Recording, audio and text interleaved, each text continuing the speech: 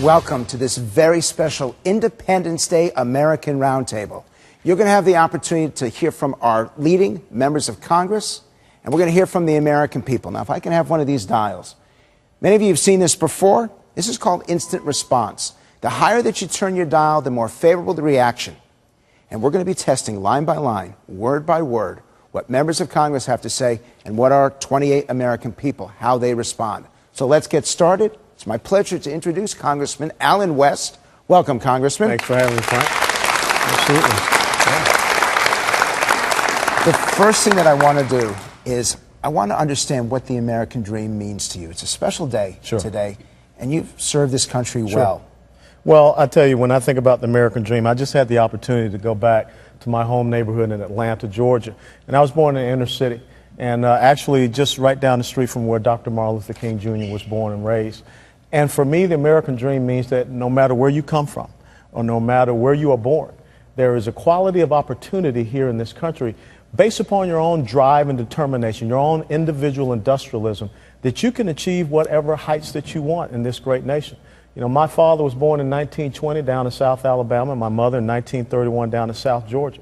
And who would have ever thought when I was born in 1961 that they would have a son that would be a retired lieutenant colonel from the United States Army, that commanded a battalion in combat and is now the first black Republican member from the state of Florida since Reconstruction.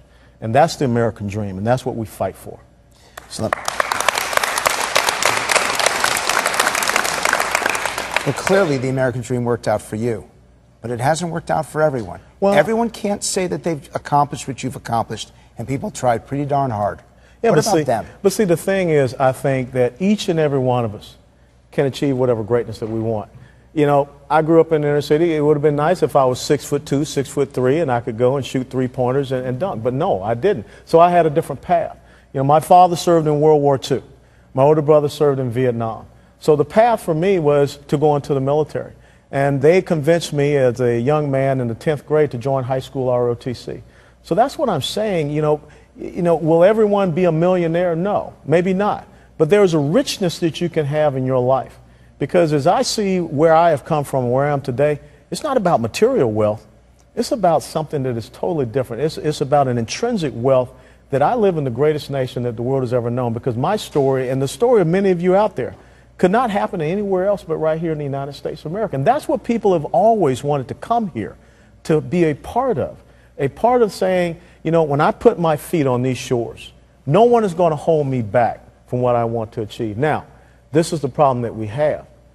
If we continue down the path of a government, and this is the philosophical difference that we have in America. And keep reacting. The philosophical difference is that there are some people that want to say that it's not about equality of opportunity, it's about equality of achievement.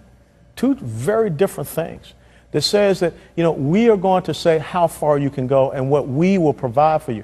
And see, that's the difference between economic freedom and economic dependency. Because when I went back to my old neighborhood this past weekend, I saw the shell of my neighborhood. I saw families that had been destroyed. I saw dependency. I saw victimization that was totally different from when I grew up back in the 70s in that neighborhood. And so that's the seminal question that we have to ask ourselves as we go forward. Are we going to have a government? Are we going to have people that understand what the American dream is? Are we going to have people that reflect our principles and values, that make sure that everyone can, whatever parameters they want, can live that American dream? Who's a first-time voter here? Are there any first-time voters? First presidential race. Okay, you're the youngest. You get the first question. You know, I like your story. I think it's a true American story. But I think one of the things that has really ruined our politics is rhetoric. And I think for a congressman to make the accusation that there are 70 communists in the House of Representatives is an absurd statement, and it doesn't reflect what the story that you just told. Oh yeah, but it does reflect the story I just told, because it reflects a person that has studied political theory and ideology. I have a bachelor's degree and 2 master's degrees in political science, political theory, political ideology. And the thing is, you have to be able to understand the two competing principles or philosophies of governance in this country. You know, when I go out and talk to people, what is America? And when people respond, America is a democracy, that lets me know they don't understand what America is. America is a constitutional republic. And when you go back and you read the documents of the Declaration of Independence, the full Declaration, the full Constitution, you understand limited government. You understand fiscal responsibility. You understand individual sovereignty, free market, traditional cultural values, strong national defense. But there are people on the other side, and you can call it whatever you wish. You can call it communism, progressivism, socialism, Marxism, or statism. They more so believe in a government control. They more so believe in nationalizing of production. They believe in creating and expanding an entitlement or a welfare state. And you can't tell me that you aren't seeing that in the United States of America right now. Go ahead.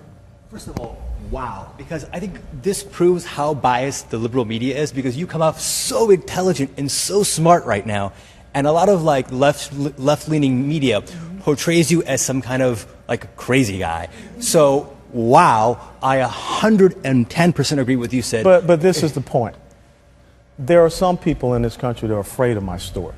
There are some people in this country that don't want to, let people know that you can have a young black male from the inner city that's a conservative, a career military veteran, that had a family.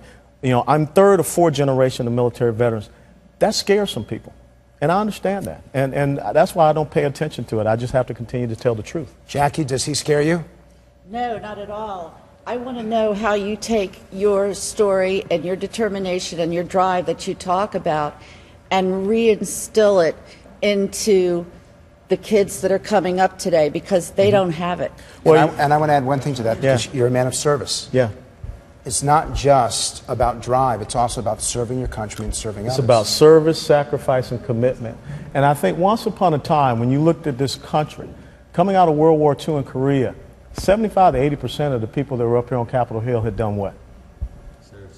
Had served in the military. They raised their right hand. They took an oath to that document, which is the embodiment of the American people, and they were willing to lay their lives down for it. And I think you had a different sense of honor, integrity, and character up here in Washington, D.C. Now, when I first retired from the military back in 2004 after 22 years, I taught high school for a year. And that was such an enjoyable experience that I volunteered to go back to Afghanistan. But the thing is this, you're right. There's a program out there called Troops to Teachers. And I think it's important to get men and women that have been out on the front lines and truly understand the essence of what America is, and has these varying different great stories that they can tell. Because so often our kids need to understand not just reading, writing, arithmetic. They need to understand courage, competence, commitment, conviction, and character. There's a lot of intrinsic messages that we can teach. I want to do both you guys in the back row together. So I agree with everything you've said so far. And in fact, frankly, I am proof of what you just said. I was born in Romania, came here penniless, and I'm now in the 1%, and very proud of it. Yeah. The 1% is a very fluid 1%. So You're absolutely right. I hear people talk about class, middle class, low class. America is not about class or caste. America is about income levels. But the thing is that you can transit those levels based upon your own drive and determination. Think about the guy, that cardboard plastic thing that you put on your windshield to shield off the sun. He just came up with a simple idea: entrepreneurship, individual industrialism. And it became something that people picked up. Does he represent the American dream? Yes. Does he represent America? Yes. How many of you in this room would vote for him? Yeah. And there are a lot of Obama people in here. Congressman West, Thank you. congratulations. Thank you.